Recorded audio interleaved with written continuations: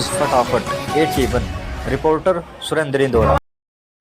केंद्रीय गृह मंत्री अमित शाह आज रेवाड़ी की सरजमी पर जमकर दहाड़े। उन्होंने जहां प्रधानमंत्री नरेंद्र मोदी की तारीफ में कसीदे कढ़े, वहीं कांग्रेस पार्टी को जमकर कोसा। कांग्रेस नेता राहुल गांधी को लेकर उन्होंने कहा कि वह कहते हैं कि हम जम्मू कश्मीर में दोबारा से धारा 370 लगाएंगे, लेकिन हम कहते हैं कि ऐसा कभी नहीं होगा। अमित शाह ने कांग्रेस पार्टी पर सेना को गुंडा कहने का भी आरोप लगाया। जन आशीर्वाद रैली में उन्होंने कहा उन्होंने भाजपा का एजेंडा भी रखा और रेवाड़ी में सैनिकों के सम्मान में संग्रहालय बनाने तथा अगले 6 महीनों में एम्स शुरू करने की भी बात कही। अमित शाह ने स्पष्ट किया कि भाजपा से छिटककर निर्दलीय उम्मीदवार के रूप में खड़े लोगों से भाजपा का कोई लेना देना नहीं है। मतदाता केवल कमल के निशान का ध्यान रखें। आपकी 4 पीढ़ियों ने रामलला को टेंट में रखा था।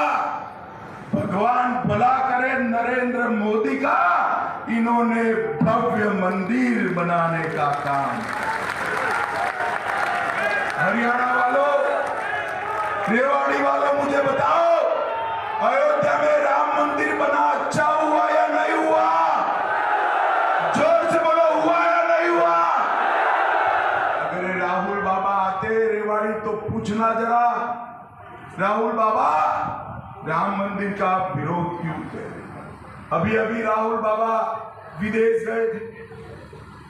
जब कुछ भी हमारे सुरेंद्र नागर जी, जिलाध्यक्ष डॉक्टर वंदना जी, श्री अरुण चतुर्वेदी जी, हुकमचंद जी, और आज जिन 3 प्रत्याशियों को मैं जिताने के लिए आया हूं, ऐसे हमारे आगे आइए लक्ष्मण जी, श्री लक्ष्मण यादव रेवाड़ी, ताली बजाइए जोर से जरा। डॉक्टर कृष्ण कुमार जी मावल से, श्री अनिल यादव जी कोसली से, तीनों के लिए जोर से ताली बजाइए जरा। भाइयों बहनों, ये तीनों प्रत्याशियों को प्रचंड बहुमत से जिताकर हमने चंडीगढ़ भेजना है। ये बात हम सबको याद रखनी चाहिए। बैठिए भाई साहब। आज सबसे पहले मोती चौक घंटेश्वर मंदिर को प्रणाम कर कर मेरी बात की मैं शुरुआत करता हूं। रेवाड़ी आया हूं तो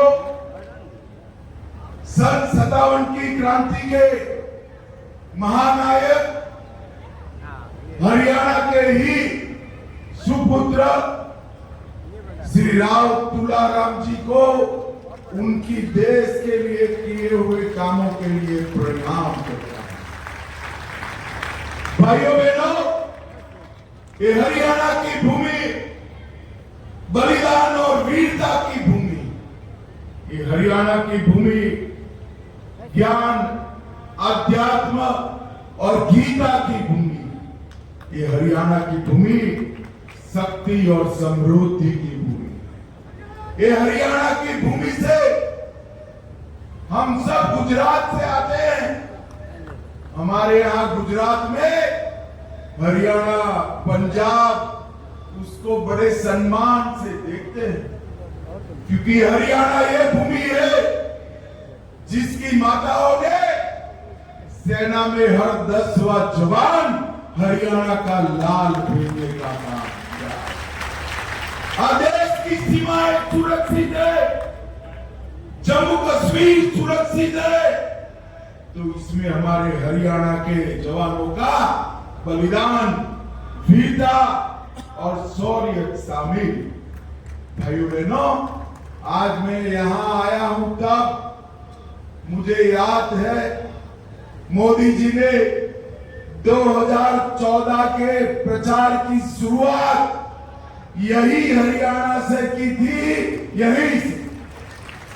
और उन्होंने वादा किया था कि 40 साल से 1 रैंक 1 पेंशन का जो मांग हमारे सेना के जवानों का, उनके परिवारजनों का है, उसको हम पूरा करेंगे।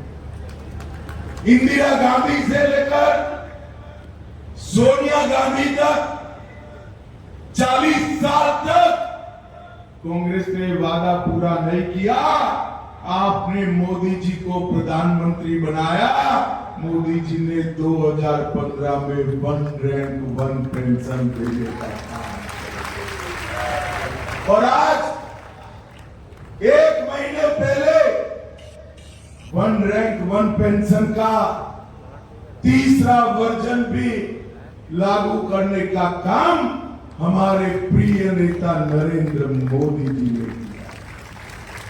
भाइयों बहनों, कांग्रेस हमेशा सेना का अपमान करती।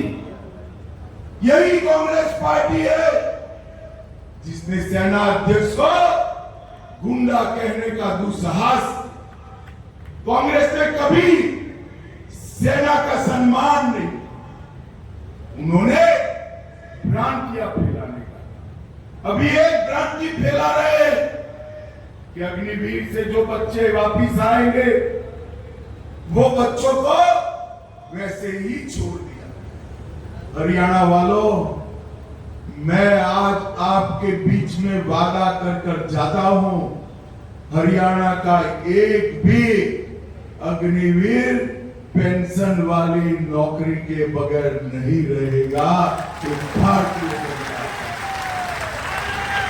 भारत सरकार और हरियाणा सरकार मिलकर जितने भी अग्निवीर आएंगे वो सभी को पक्की पेंशन वाली सरकारी नौकरी देने का नरेंद्र मोदी जी का निर्णय है।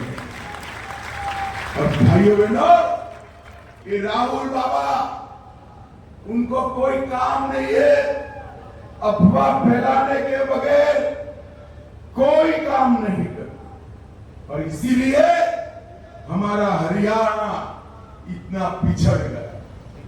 कांग्रेस की सरकारें चलती थी, एक मुख्यमंत्री आता था तो एक जिले का काम होता था और भ्रष्टाचार बढ़ जाता। दूसरा मुख्यमंत्री आता था तो दूसरे जिले का काम होता था और गुंडागर्दी बढ़ जाती थी।